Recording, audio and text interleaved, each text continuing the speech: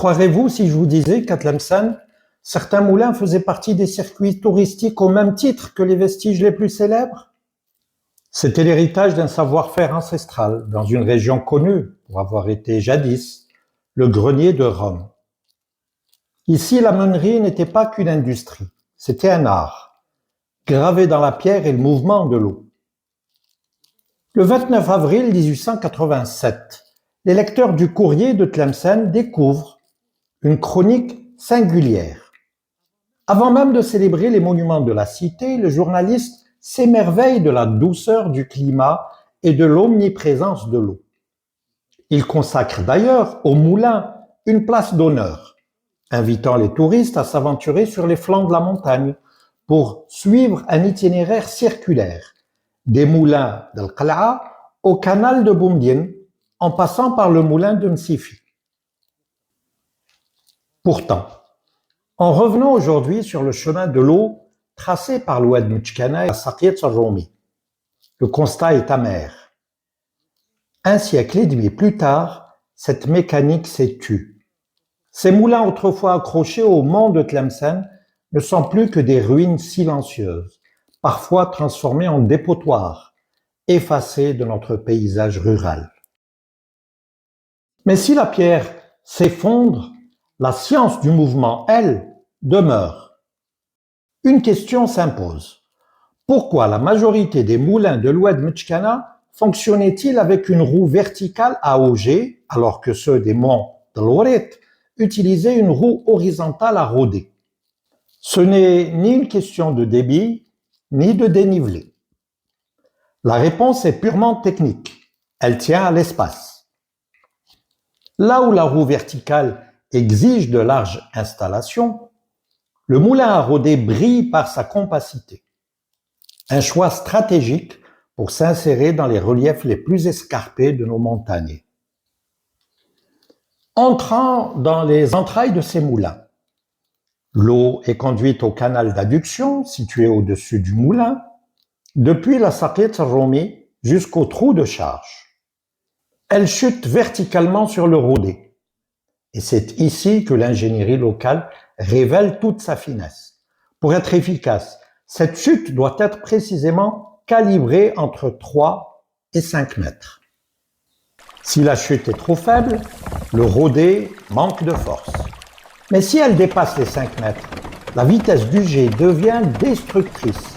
La meule s'emballe, tournant à une cadence telle que la friction finit par brûler la farine, altérant son goût et ses propriétés.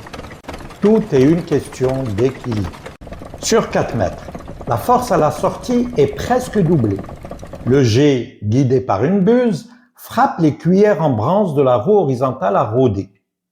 L'extrémité basse de l'axe du bois, solidaire de cette roue, tourne avec elle, tandis que l'extrémité haute est solidement ancrée dans la meule supérieure, l'entraînant dans son mouvement de rotation.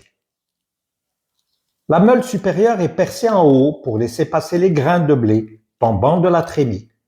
Ils sont broyés contre la meule inférieure fixe et la farine s'écoule par l'écart entre les pierres. Tout est réglé avec précision, fruit d'un savoir hydraulique local.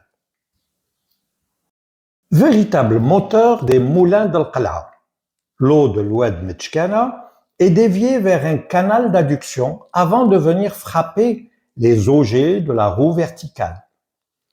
Sous la poussée de l'eau, celle-ci s'anime sur son axe horizontal. Contrairement au rôdé, le mécanisme s'avère ici plus sophistiqué. Il doit convertir un mouvement horizontal en une rotation verticale pour actionner la meule supérieure. Cette transition repose sur un rouet dont les dents ou aluchons fixé au rouet s'imbrique dans une lanterne de bois, formant ainsi un engrenage robuste. Au-delà de la mécanique, qu'en est-il du rendement? Avec la rigueur qu'impose l'étude hydraulique, il faut préciser que cette eau n'est pas consommée. Elle ne fait que passer. Elle rejoint plus bas soit la Saqiet Sarroumi, soit l'Oued Mtchkana vers Pomaria. Cependant, l'efficacité diffère. Le moulin à Rodé affiche un rendement modeste, entre 15 et 25%, nécessitant le passage de 1500 à 2000 mètres cubes d'eau pour moudre un quintal de blé. Pourtant, malgré ces différences de débit, le temps nécessaire pour obtenir un quintal de farine reste équivalent entre les deux systèmes, oscillant de 2 à 4 heures. À l'inverse, la roue à auger utilise le poids de l'eau et la gravité pour atteindre un rendement de 85%, divisant ainsi par 3 le volume d'eau nécessaire pour un résultat identique. Cette profusion de moulins à Tlemcen révèle une réalité historique majeure. L'Afrique du Nord était un maillon essentiel du ravitaillement impérial. Un système pensé pour répondre à une exigence permanente, alimenter une population urbaine immense et dépendante. Cette production colossale exigeait une transformation à l'échelle industrielle, donnant tout son sens à l'ingénierie hydraulique. Chaque oued, chaque chute d'eau devenait une opportunité de moudre ce blé destiné à traverser la Méditerranée. Au-delà de la technique, ces installations étaient les rouages d'une machine bien plus vaste, la Cura Annonea, l'administration impériale qui orchestrait le ravitaillement de Rome.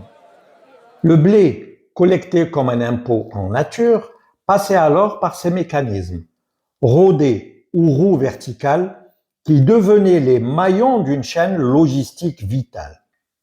Les vestiges de Qal'a et de l'Ourit témoignent ainsi d'une réponse stratégique à l'incroyable abondance de nos plaines et aux besoins insatiables de l'Empire romain.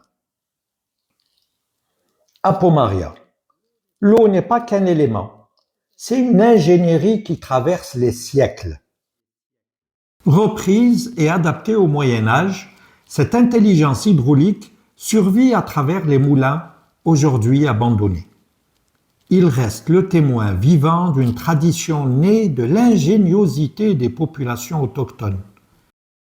Un art du mouvement qui, malgré le silence des ruines, continue de nous raconter notre propre histoire.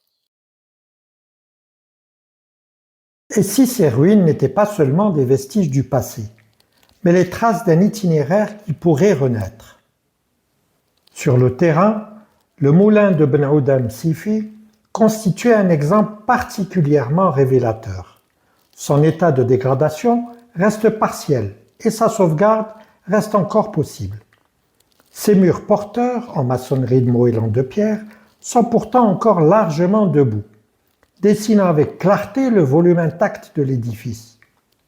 La charpente en bois, elle aussi encore en place, conserve la mémoire de sa structure originelle.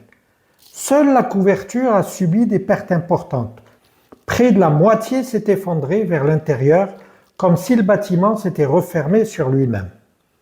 À travers cette ouverture se dévoilent les entrailles du moulin, marquées par le temps, l'humidité et l'abandon.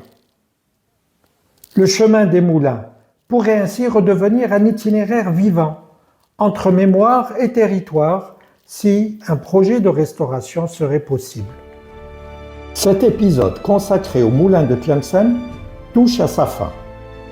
Mais une question demeure. Une fois arrivé à Pomaria, que devient l'eau? Comment était-elle partagée, répartie, maîtrisée? C'est ce que nous découvrirons dans le prochain épisode.